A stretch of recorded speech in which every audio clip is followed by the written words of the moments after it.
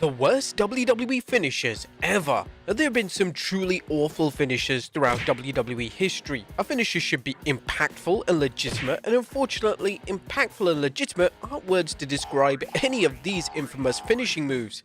When Viscera debuted his Ruthless Aggression era gimmick, known as the world's largest love machine, WWE wanted a finishing move that suited his new eccentric character. Viscera's new finishing move was known as the Visagra, and this saw the near 500-pound man getting on his opponent's back and then humping them with all his might. Speaking of infamous WWE characters, in the summer of 1992, WWE debuted Bastion Booger. Booger was an unkempt individual who had a love for greasy food, and this character fell completely flat, and his finishing move didn't exactly help him get over with the audience. Booger's finisher was known as the Trip to the Batcave, and it would see Booger sit down on his opponent with his groin area landing on his opponent's face. This move was labeled as disgusting by the WWE commentary team, and it was heavily implied that Booger was failing to wash that part of his body. It was truly revolting. Our finishing move should always make logical sense, and this unfortunately wasn't the case with the Berserker's primary finisher. The Berserker's finishing move would involve him throwing his opponent over the top rope and winning by countout. If he was going to win by pinfall, he would have to pick up dead weight and somehow get his opponent into the ring. It was a dire idea for a finishing move.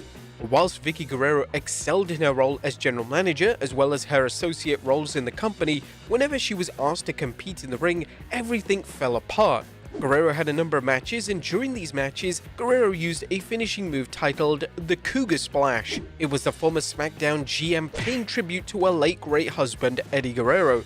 However, the splash looked unbelievably bad upon execution. The dreaded finishing move would notably be performed at WrestleMania 26 when Guerrero delivered the move by jumping to the floor before hitting the splash on Kelly Kelly. In 2006, WWE re-debuted Vito on SmackDown as a cross-dressing man. For this gimmick, Vito's finisher would involve Vito putting his opponent's head under his dress so that their face was facing his crotch. He would then lock on an armbar and make his opponent submit whilst their face was fully impaled. Now, the crazy thing about this controversial finisher was that SmackDown had always been a PG product, yet WWE and the network believing this finishing move was appropriate for a PG audience. One of Kelly Kelly's finishing moves left a lot to be desired. Her finishing move, known as the Kelly Kick, saw Kelly get set to perform a Seth Rollins-style curb stomp, only for her to drop a leg across her opponent's back. This move received zero reaction, and it looked utterly painless. This move would eventually evolve into a modified Famouser of sorts, and this was considerably better and a much better fit for one of WWE's most popular female stars of the respective time period.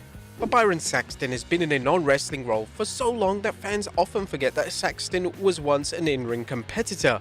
Saxton was part of NXT Season 4, and in this season, Saxton debuted one of the most laughable finishing moves in WWE history. Saxton's infamous move was known as Saxonation, and it was in essence a mix between the skull-crushing finale and the side effect. The move looked like it hurt Saxton more than his opponent, and when Saxton debuted the move on WWE TV, Matt Striker summed up the move on commentary with the line, "It was ugly, but effective." During his iconic career, John Cena became notorious for having 5 moves of doom. Cena eventually joined in on the joke by promising to debut a 6th move of doom. Cena had heavily teased a new finishing move, so WWE fans were expecting something grand and unique. Cena eventually performed the move at the Super Showdown pay-per-view in 2018, and fans were incredibly disappointed. During Cena's tag team match, where he teamed with Bobby Lashley to take on Elias and Kevin Owens, Cena began the 6th move of Doom by doing a comedic cross with his arms. He then proceeded to throw a basic worked punch at Elias. Fans were confused and completely let down by the finishing move. Unfortunately, the reception towards the move was so negative that Cena went back to the AA and STF shortly after.